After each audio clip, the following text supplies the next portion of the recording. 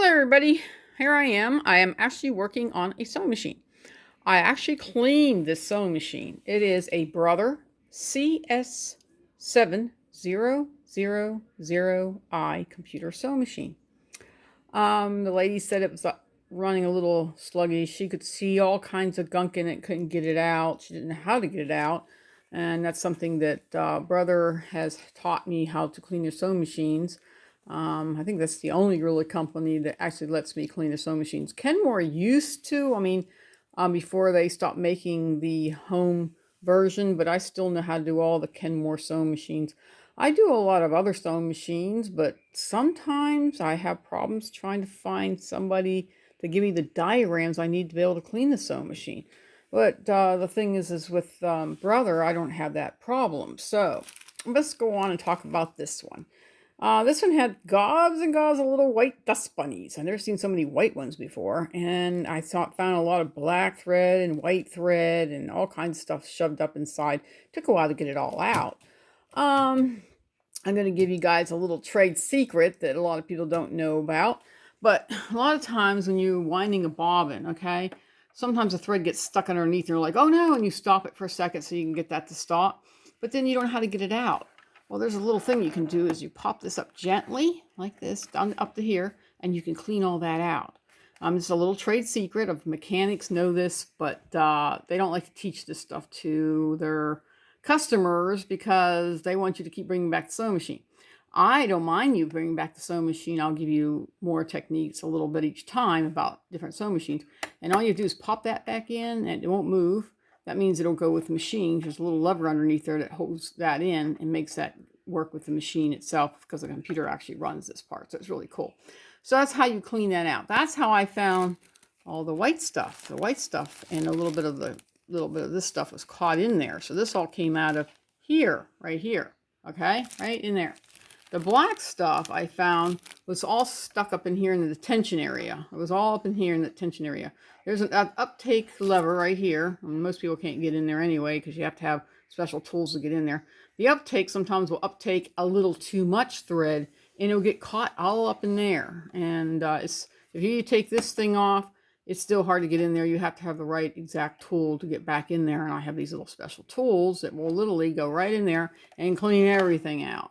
And then I have another, like this really cool oil I use. I love this oil right here. It's called Lily White's Lubrication for stainless steel, plastics, and stuff like that.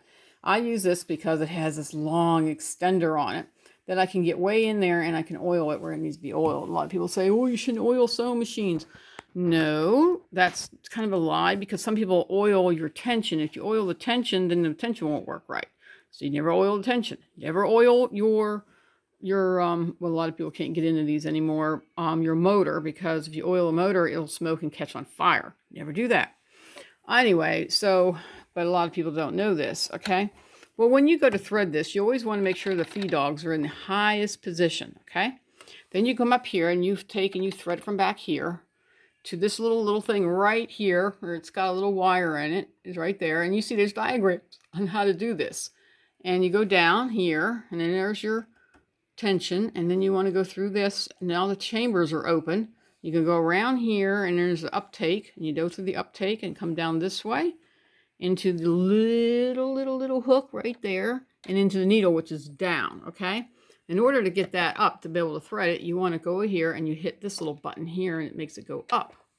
Oh, that's right. It will work if you turn it on. There we go. I turned it on. Oh man, I'm so kooky. Sometimes it happens.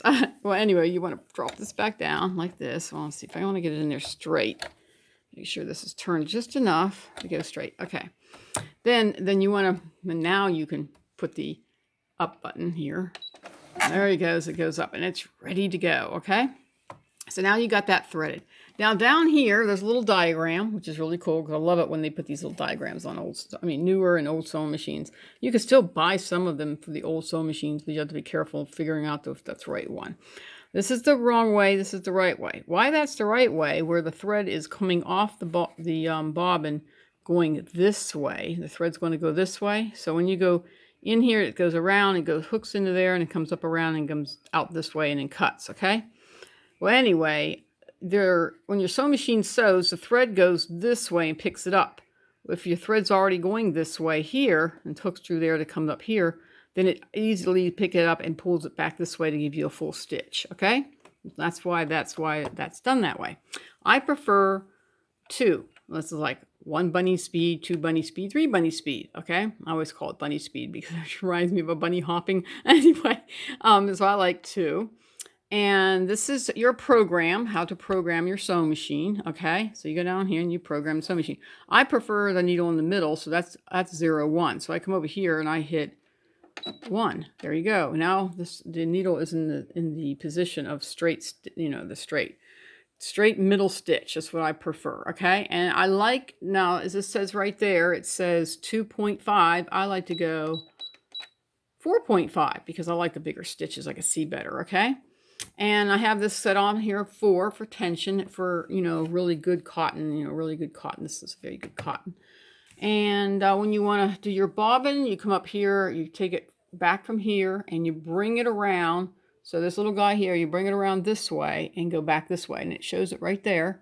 And it goes back to the bobbin, and then this clicks in, and then the whole sewing machine will quit sewing and it'll fill up your bobbin. Okay. When it's done, some of them will stop and click over.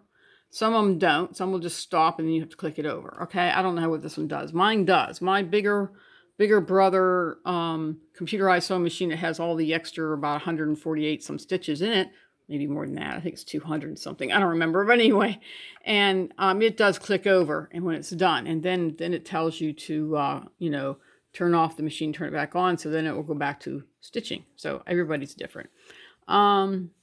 Trying to think. Oh, and this is all the cool stitches this thing does. You go by the number up here, right here, and this has a minus and positive up here, so you can go up and down. That means up and down, and you can do, these really cool looking stitches on this sewing machine.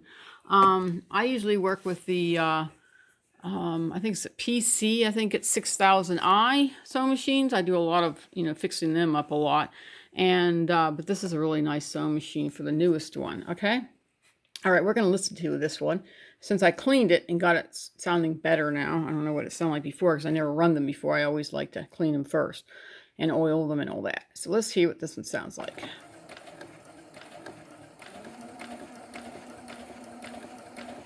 Sounds pretty good, don't you think? And it usually goes down. It kind of helps you when you want to turn. I'm going to turn this and then we'll do it again on this way, and then we can see it overall. Like that, okay. And you pick this little guy up here, around this way, and we look at the stitching. And yes, it's stitching correctly. Now you can see where I lifted that up and then put it back down. But it's stitching really good. I hope this customer is going to enjoy her sewing machine back. I know she's wanting to know if she gets it back by tomorrow. And I said, usually the same day. My affordable sewing machine care is the same day. So I got to get her a sticker. I usually put stickers here. I don't like them here, because it's just, I don't care for my stickers being here. I think the sticker should be on the lower end. The only time I put them here is if this in a case and I can't get it in here, I'll put it over here. And usually those are stationary, huge ones. But this is where I usually sit mine at. Sometimes some people they don't want my sticker out here. They want it on the inside here. And I says, whatever, I put it here. I try to put a sticker here to remind you when you had it cleaned so you can come back and get it cleaned again. If you use it all the time, like a sewer that sews all the time, then every 6 months is great, okay? If you use it occasionally and not as often as you wish you did, then I would say once a year, okay? But I have sewers that sew a small business out of like 2 sewing machines, and they bring them back every 3 months because they're so clogged that they can't even get them to run. So I tell them then every 3 months is good for you. But I'm just saying, this is what I do. I do this for fun and help me to pay some of my bills. And this way, I just think it's a lot of fun to work with sewing machines and work with new people that like to come and get their machines done. I even have people come from out of state, all the way from all over the place, just to come to meet me, because I have a YouTube channel, which is kind of odd. And then they want to get their machine looked at or have me work on it. And sometimes they stay and want to sit and watch me work on them, which is fine. I don't mind. They ask questions and asking me all kinds of really cool questions about their sewing machine, and I try to answer them the best of my ability. Some machines I don't really use personally. I use the Brother sewing machine. I love the Brother sewing machine. I used to love Kenmore until Kenmore decided not to make their sewing machines anymore. I mean, I love their industrial ones too. They're really cool. But Brother is the next standard one I like the most. But I do work with Brother quite a bit. When I have a problem or can't find a part, they usually do a really good job at getting me the part or where I can go buy it or whatever. Anyway, but have a blessed day, and hopefully you enjoyed this sewing machine and all the things it can do. I hope I explained it well enough, and it's just an interview of a sewing machine. It's just a customer that's going to come pick this machine back up. But I just want to let you guys know that I'm here for you, okay? And I love working with sewing machines and working with you, teaching you how to use your sewing machine better.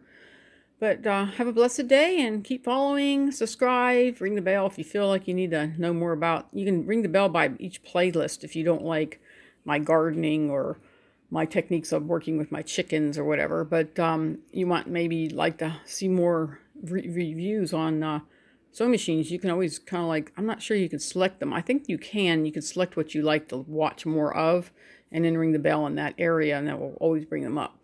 Anyway. Have a blessed day, and I'll talk to you guys later. Bye-bye.